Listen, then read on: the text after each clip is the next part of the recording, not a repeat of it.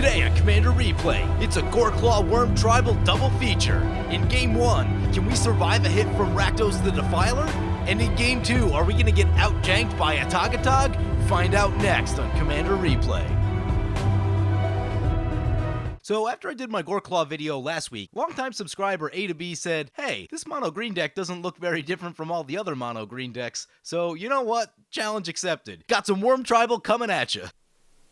Welcome back everyone, playing some Goreclaw Wurm Tribal. Take a look at our opening hand, one lander, that's not gonna work. Yeah, this is a little better. Ooh, we got Urza's Incubator. Alright, I like this. Lots of ramp in this hand. Panglacial Wurm is much better in our library than in our hand. So much for the free value on that. So we are playing Goreclaw, Terror of Kalsisma, and we are facing off against Feldon of the Third Path, Rakdos the Defiler, there's one you don't see much of, and Sliver Queen. Goreclaw, by the way, is 3 and a green for a 4/3. Creature spells you cast with power 4 or greater cost 2 less to cast.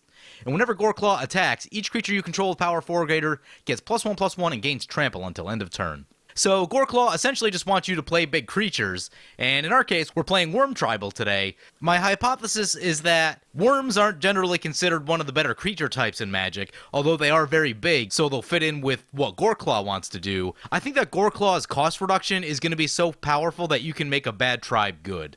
I mean, I guess as far as things go, worms aren't a terrible tribe in that when I looked at it, I think there was almost 100 worm cards that have been printed. Not all of them are good, but there are enough good ones that it's a reasonable tribe, just that not all of them may have the most board impact, just that they're all pretty large. I think Goreclaw's ability is going to be strong enough that we can take a tribe that's kind of, it's a mediocre tribe. It's not the best, it's not the worst, and really kind of make it into something that's way more powerful than it should be. Cost reduction in your command zone is just a huge deal. And I think I've talked about it a little bit already that, like, Wizards should probably stop printing so many cards with cost reduction mechanics on it. Cost reduction usually leads to problems. Anyway, that brings it to our turn 1. We draw a Tranquil Thicket. Do we just play the Tranquil Thicket right here? We've also got the Moss Warp Bridge. We will play the Moss Warp Bridge. Ooh. Wow, there's some stuff under there. We got Mana Crypt Forest, Bane of Progress, Ugin. I think Ugin's probably the best one. So we'll put the other 3 to the bottom, even though I would have liked to have drawn that Mana Crypt. That would have really sped us up a lot. One thing I've noticed also with the Magic Shuffler is that I've been seeing Mana Crypt a freakishly high percentage of the time. Someone commented on video a while back that, like, most of the games that I play, I start with, like, a turn 1 or 2 Mana Crypt, and I can't do much about that. When I was playing the other night, I think I played 5 games, and in, like, 3 or 4 of them, I had Mana Crypt starts, and I'm like, something's going on with the Shuffler. Like, there is something in that Shuffler that is definitely not random. Don't know exactly what the pattern is yet, but I know that there are cards that I see way more than I see of other cards in decks, and it's definitely led to me having some questions. Anyway, Swiftfoot Boots coming down for the Feldon opponent, and a Blood Speaker coming down for the Rakdos the Defiler. Let's take a look at this one. Blood Speaker, 3 and a black, 3/2. At the beginning of your upkeep, you may sacrifice Blood Speaker. If you do, search your library for a demon card, reveal it, put it into your hand, then shuffle your library. When a demon enters the battlefield from your hand, return Blood Speaker from your graveyard to your hand. Oh, cool. Yeah, it's actually not bad. There aren't a lot of Kamigawa cards that you can say that about.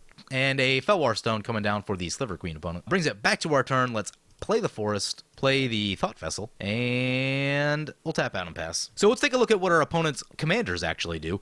Feldon of the Third Path is 1 red for a 2/3. Pay 3, tap, create a token that's a copy of target creature card in your graveyard, except it's an artifact in addition to its other types. It gains haste, sacrifice it at the beginning of the next end step.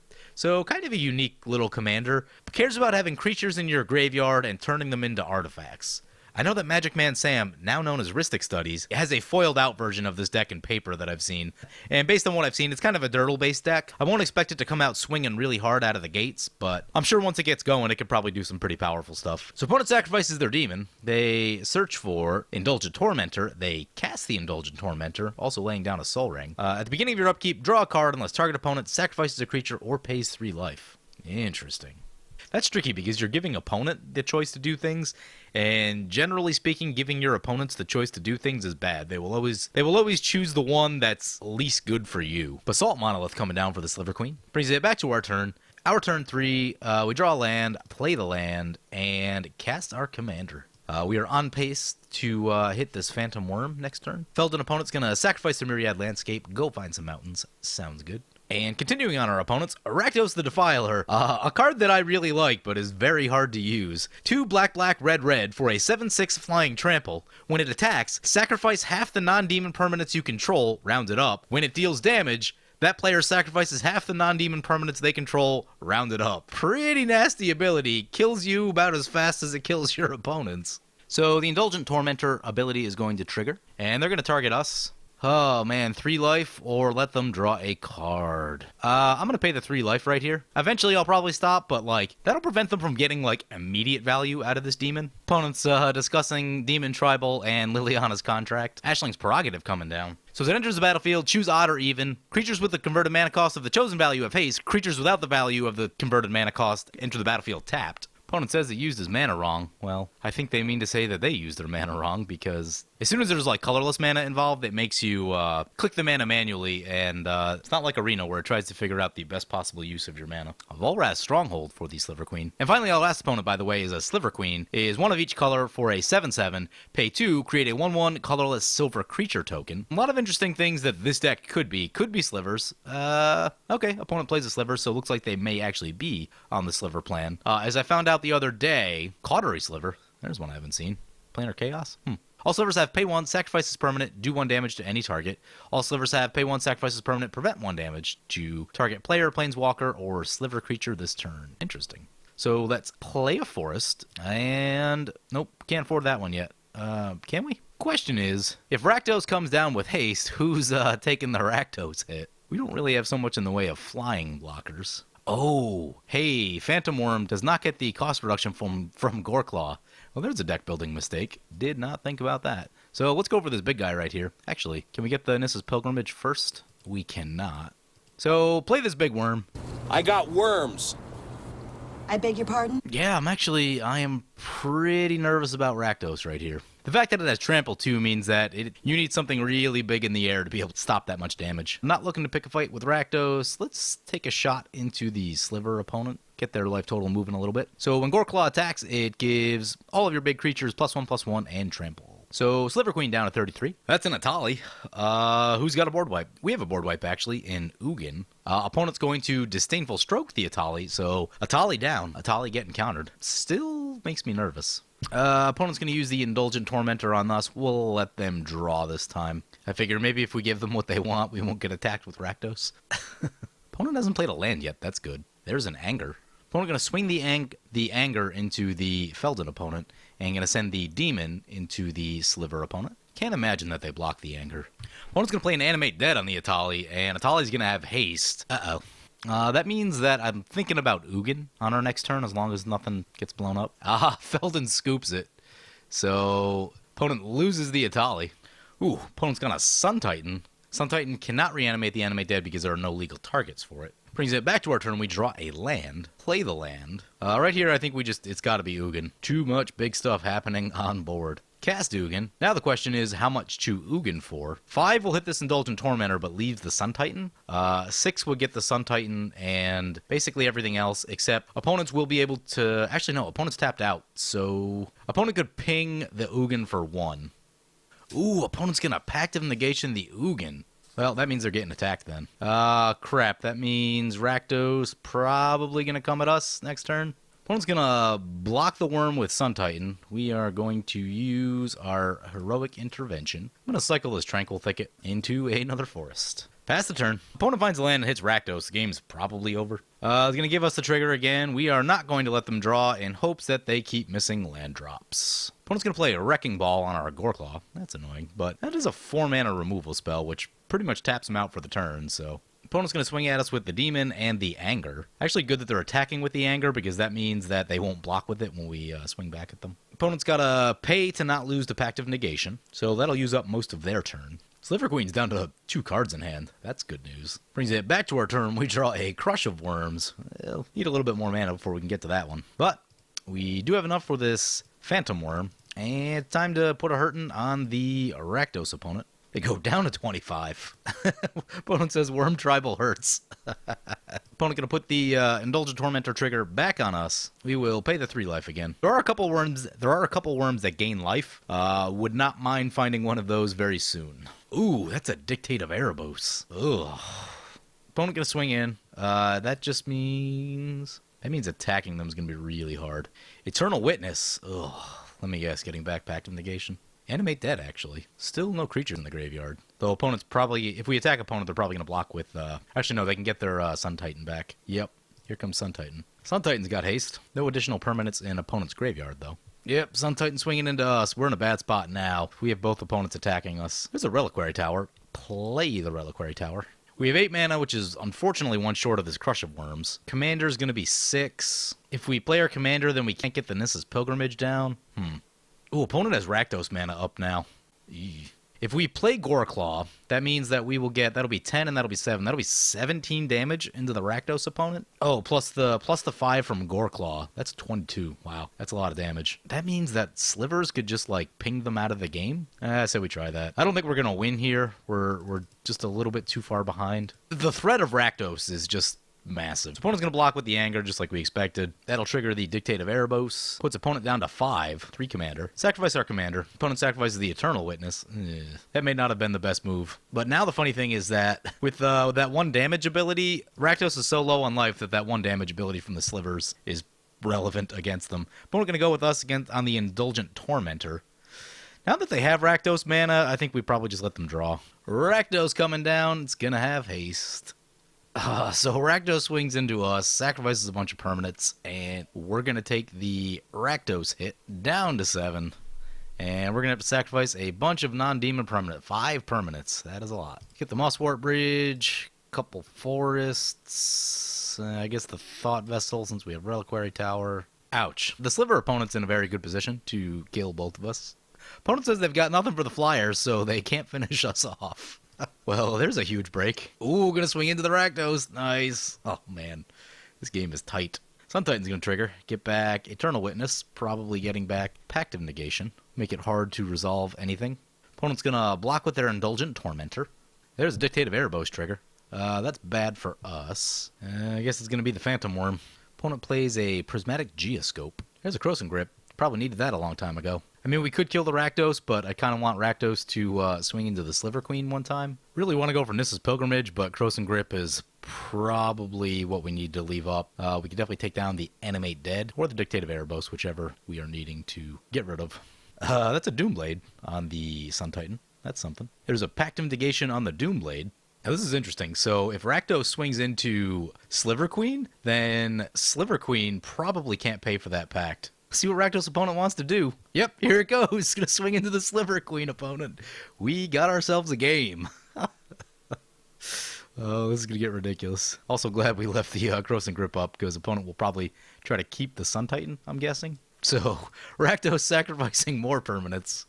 Has only a Dictate of Erebos and a Soul Ring left. And now they got a sacrifice. If opponent can't pay for this Pact of Negation, there's a chance that we win. Opponent saved their Prismatic Geoscope, which seems like it does nothing when they have no lands. So I think opponent's going to lose to the Pact trigger. Pact of Negation. Boom. California. Beautiful. Opponent losing to the Pact of Negation trigger. You don't get to see that one too often. On opponent's end step, we're going to Croson Grip the Dictate. We draw an Ancient Tomb. I think this should do it. Just attack into opponent right here. Boom! Rakdos goes down. So, Worm Tribal getting there, even though kind of a weird game. One opponent spite scooped when they tried to reanimate the Atali. And we got to see an opponent lose to a Pact of Negation trigger off of... Also, we got to see Rakdos the Defiler, so some fun stuff in this game. Anyway, hope you guys enjoyed the video. As always, feel free to comment, like, or subscribe. Thank you for watching. Welcome back, everyone. Playing some Goreclaw Wurm Tribal. Take a look at our opening hand. 2 lands is a little bit light. I got a lot of high drops. Let's mulligan that. Oh, that's even worse. That is a 0 lander, but ooh, Sylvan Library, Emerald Medallion, all the things I want, but no lands. Looks like we're going to be going to 6 on this one. Hopefully it's a good 6. It is an okay 6. 1 more land would make it reasonable, so let's keep. There's a land. Yeah, keep the land on top. Ooh, so we have the Myriad Landscape Ancient Tomb combo, which basically means we play Myriad Landscape turn 1, we play Ancient Tomb turn 2, and then we can crack this Myriad Landscape on turn 2, and that'll actually accelerate us and get us the lands that we need to get Goreclaw down nice and early. And then after that, it's going to be Worm time. Probably I'll try to get this Garrick's Pack Leader down first, since we could use a little bit of card draw. Soul Ring for the Kineos opponent. So as I mentioned, we're playing Goreclaw, Terror of Kalsisma, and we are facing off against a Silas Wren partnered with Kaidel, a Kineos and Tiro of Miletus, and a AtogAtog. Brings it back to our turn. We draw a Mosswarp Bridge. We're going to wait on that one because we want to do the Myriad Landscape thing that I talked about last turn. So let's get 2 forests. Also, we have Panglacial Wurm in our deck, so if we have enough mana, we can actually cast Panglacial Wurm whenever we're searching through our library. Very unique card. Brings it back to our turn. Ooh, AtogAtog plays a Howling Mine, so we're going to get a Howling Mine trigger. We draw into a Nissa's Pilgrimage and a Cultivate. I'm going to wait just a second on those. I'm actually going to go Goreclaw right here. Then I'm going to lay down the Mosswarp Bridge. What do we have? Ooh, Azuri's Predation's pretty good. Selvala is cool. I think Azuri's Predation is going to be better for that late part of the game. So let's put that under there, and we'll put these to the bottom. Now we play the Hope Goreclaw survives back to our turn plan. And what we should be able to do, we should be able to get down Garrick's Pack Leader and Spinedworm next turn, if nothing happens to our Goreclaw. One thing I consider doing also is going Garrick's Pack Leader first. We would have gotten the additional card draw off of Goreclaw. I kind of felt better about getting the cost reduction first and then trying to get the card draw. And also now with a Howling Mine in play and a K&T opponent, card draw shouldn't be too much of an issue. K&T laying down an Oath of Lieges. For those that aren't familiar with this one and a white enchantment. At the beginning of each player's upkeep, that player chooses a player who controls more lands than they do. Then the first player searches their library for a basic land, puts it onto the battlefield, then shuffles their library. Comes in untapped. So if someone's ahead of you on lands, it's a really good card. Now, it's really bad if you're the one that's ahead on lands, then you just don't want to play it. But if you fall behind in a game, it is a great way to get caught up. Chronotog for the AtogAtog opponent, and an Oratog, so looks like they are on the Atog plan. Atog Tribal. Howling Mine trigger for us. And we draw a Pathbreaker Worm and a Forest. So let's play a Forest. Let's play the Garrick's Pack Leader. Then play the Spinedworm. We're going to get some card draw off of the Pack Leader. Brings us back up to 7 cards. And let's do some attacking. I'm thinking we'll take the first shot at the partnered opponent. So whenever Goreclaw attacks, it's going to give each creature we control with power 4 or greater, +1/+1, and trample until end of turn. And the other half of Goreclaw's ability, I didn't actually cover this in the intro. Creature spells you cast with power 4 or greater cost 2 less to cast. So we're playing Worm Tribal because almost all of the worms have more than 4 power, so they all get the cost reduction mechanic. And my hypothesis is that if you reduce the cost of anything by 2, even a jank tribe like worms can become good. So that's what we're trying to prove here today. And so far we're off to a very good start with Goreclaw, the Pack Leader, and the Spinedworm. One thing we'll want to think about is that Kaidel usually plays wheel effects, so we'll want to try to get our hand kind of empty if we can. Lightning Greaves for the partnered opponent, and a Mirage Mirror. Mirage Mirror is that ability to copy other stuff can come in really handy. Oath of Lieges trigger for the K&T, choosing us. We have 5 lands currently to their 3. They do have a Soul Ring though, so not necessarily behind on mana, but behind on lands, so they'll get some land help this turn.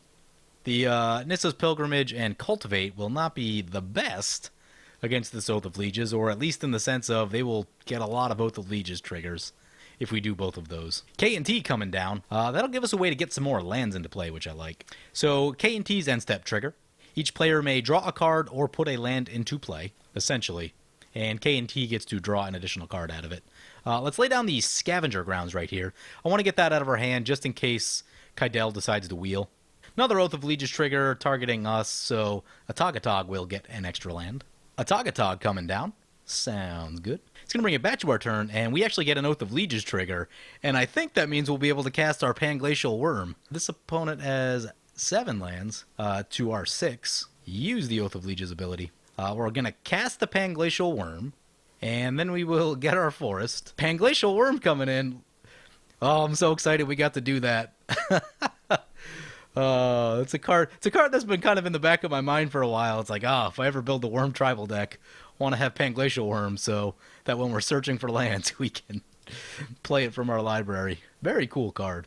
Use the Pack Leader's ability, draw an additional card, get a Howling Mine trigger. Wow, we have so many cards. There's a Sandworm Convergence. Unfortunately, we tapped out a bunch of our mana.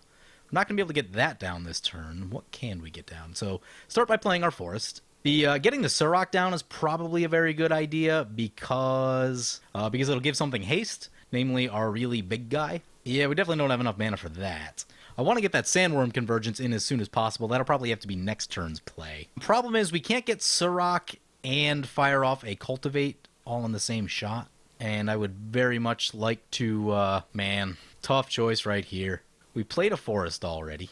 I think I'm going to go Surrock and Nature's Lower, as much as I really want to get the Cultivate and the Nissa's down. So Pack Leader's going to let us draw a card. Come on, Mana Crypt. Mana Crypt or Soul Ring? Nope, not either of those. That does give us a land, though, for K&T's ability, which I like. And then we will play Nature's Lower, get a Forest, and let's go to combat. So Surrock going to give something haste. Let's make it this Panglacial Wurm. Question is, who do we attack? K&T always has the ability to go really big and just do big crazy stuff with a lot of mana, which always makes me nervous. But the Silas Wren Kydell opponent also makes me nervous because it's probably a combo deck. But I think we're going to take a shot at K&T right here. Send in everything that we can, and Goreclaw is going to give them all trample. This is going to be a big hit if they don't have any removal or anything. Opponent says, but the group hug guy. Yeah, the group hug guy, as much as they are trying to play nice, is usually trying to further their own plans more than they're trying to help you out. Boom! So K&T blocks one of our creatures, but takes a hit for 20 and goes down to 20. So Oath of Legion's trigger on us. Opponent's going to copy something with Mirage Mirror. Decides to copy the Howling Mine. I don't think that's going to work the way they want it to. Oh, no, it's draw step. That will work the way they want it to. Really? That's a draw step? Yeah. Wizards doesn't mess around with that draw step anymore. Things that occur during the draw step are very confusing. Namely just Sylvan Library with, like, anything. So opponent's going to an extra card draw with the Mirage Mirror that became a Howling Mine. Fun little trick. Kydell, Chosen of Krufix coming into play. Please not a wheel effect. Right now I'm very nervous about the wheel effect because we have so much gas in our hand. I really don't want to discard anything in our hand. Opponent plays Altered Ego. Can't be countered. Enters the battlefield of a copy of any creature except that it enters with X +1/+1 counters on it. And it is a 3/9 Kaneos and Tiro of Meletis. That's fun. So we're going to get, so the partnered opponent is going to get a K&T end step trigger. We're going to put another land in. Oath of Legions will trigger again. A Johnny Unyielding coming down. So it looks like K&T might be a Super Friends deck with things like Oath of Ajani and an Ajani Planeswalker. This Ajani, by the way, in case you can't keep track of all of them, like myself. Oh no, opponent's going to exile our Garrick's Pack Leader. So the +2, reveal top 3 cards of your library, put a non-land permanent card, reveal this way into your hand, the rest in the bottom. The -2 is essentially Swords to Plowshares. Oh no, our Panglacial Wurm gets reality shifted. You're killing me. You're killing me, kid. Oh, manifest our Soul's Majesty? Oh, it's not a card we want manifested. I'd prefer the draw 10 that usually becomes while playing this deck. We don't have any lands to drop down, so we're just going to have to draw a card with the K&T ability. It's a Selvala. That can do some work. We can't give it haste, though. That's sad. No, the Oath of Legions pointed at us. Illusionist Bracer is coming down for the AtogAtog. Can equip the Illusionist Bracers, so they can sacrifice one ATOG and get the ability twice. Very fun. Uh-oh. Opponent's going to make their AtogAtog unblockable. Can they just kill us? I hope not. Chronotog's going to get +3. They're going to sacrifice the Chronotog. They will have to skip their next turn. Wow, that seems rough. Are we going to die to it? Oh, man.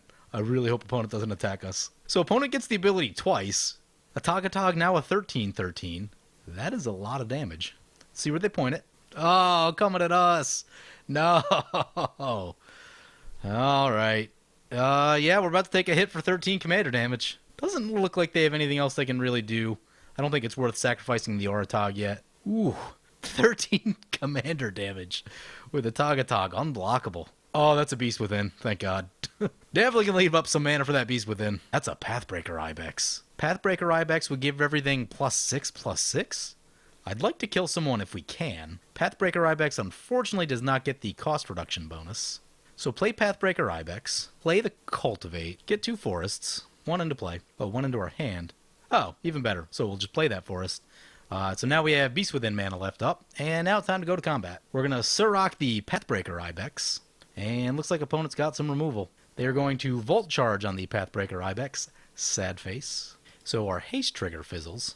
I mean, I wasn't planning to go after the K&T opponent, but they've really been burning a lot of removal on us, so I'm basically just going to try to swing in for lethal on them. Let's see what happens after this Goreclaw trigger. Figure out how much. That's 11. That's 18. They can block a little bit of it. Chronotog has to skip their next turn, so I'm actually just going to remove their blocker and try to take K and T out of the... Oh, that's not going to work the way I want it to. Well, that was not the best use of that. Everything does have trample, though, so that's still good. So opponent goes down to 3. Oh, that was not a great use of Beast Within. Maybe if we're lucky, the other opponent will just take him out. Hopefully just targeting us. Ew, a puppeteer click, you say. We have Pathbreaker Ibex. Pathbreaker Ibex and Chronotog look like the only real choices. Yep, gonna go for our Pathbreaker Ibex. They can either try to chip into us, or they can swing at the K and T. Let's see what they want to do. Vizier of Many Faces may copy a creature. It copies the Surrock. Is opponent gonna try to swing into us? Opponent's gonna Mirage Mirror our Goreclaw. I have a feeling that they're coming for us, if they're trying to ramp up this much power. Alright, so Surrock's gonna give something haste. Gives itself haste. Let's see how bad the damage is. Yeah, opponent can have lethal. Alright, they're gonna send K and T into the other K and T opponent. Goreclaw into us. Pathbreaker into us. I think opponent's gonna kill 2 of us at once. Yep, there's a Pathbreaker trigger and there's a Goreclaw trigger. See if opponent stacks them properly. Opponent stacks them properly. That's gonna be a lot of damage. Hope we survive. That's 12. That's 9. We are not going to survive. So it's going to be just the AtogAtog. Yeah, I think Silas Wren probably just locked it up because AtogAtog's got to pass their turn. Now, all of this could have been prevented if I didn't waste my Beast Within, thinking that I would remove the K and T as a blocker. So that's bad. Yep, we go to -11. K and T at -3. And the Atog opponent's basically going to get a turn for free. Silas Wren just basically needs to play any creature. Yeah, oh man, I don't know why, but I was thinking Beast Within was just like a traditional removal spell like a Doomblade or something, and then I forgot that it gives them a token blocker, but definitely should have held on to that. That was a huge mistake. That doesn't feel great. You lose focus for 1 second, and the mistakes start creeping in. And the thing is that like I really wasn't even that interested in the K and T opponent, but they were burning all of their removal on our stuff, and I tried to explain to them that I was going to spread the damage around. I wasn't planning to go back to them, but they didn't seem to take to that. And after removing a bunch of our stuff, I felt like we had to retaliate. Otherwise, they were just going to keep targeting us down. So, Muldrifter for the partnered opponent. So, it was one of those tough situations where if we go after the Kydel opponent, K and T probably wins. If we go after the K and T opponent, Kydel probably wins.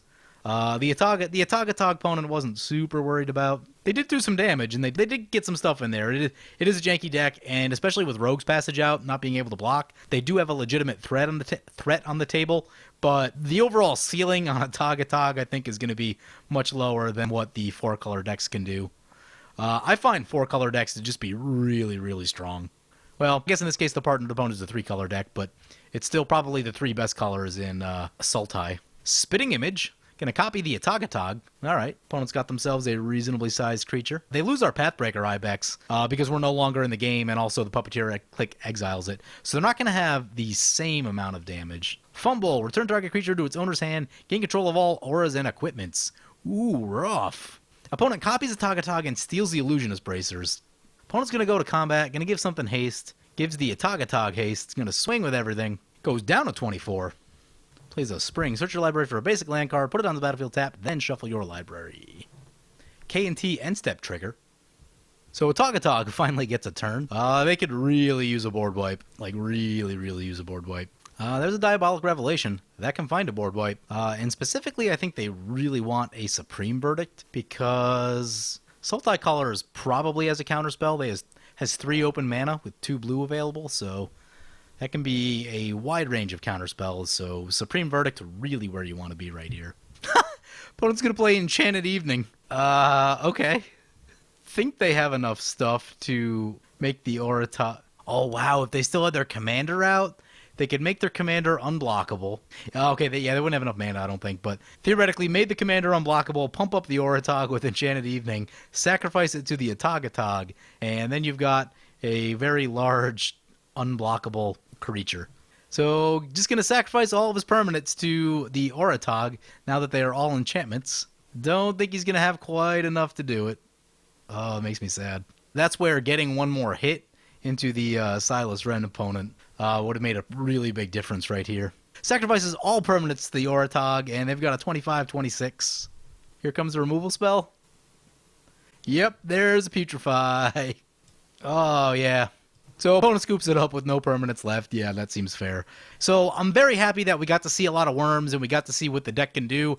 A little bit frustrated that I made a mistake with the Beast Within. And like, it's one of those things, as soon as I let it go, I'm like, oh, that's not a correct use of the card. And just immediately regretted my decision. So that was unfortunate. But anyway, yeah, Worm Tribal. So Goreclaw can take a bad tribe and make it good. We were really pumping out some damage right there. This deck will be weak to board wipes, so that's something you'll want to watch out for. But we took a lot of hits from spot removal. I think we got 3 or 4 things killed by spot removal, which is a lot, and we still had a very threatening board position. So it's a fun little way to play mono green. Anyway, hope you guys enjoyed the video. As always, feel free to comment, like, or subscribe. Thank you for watching.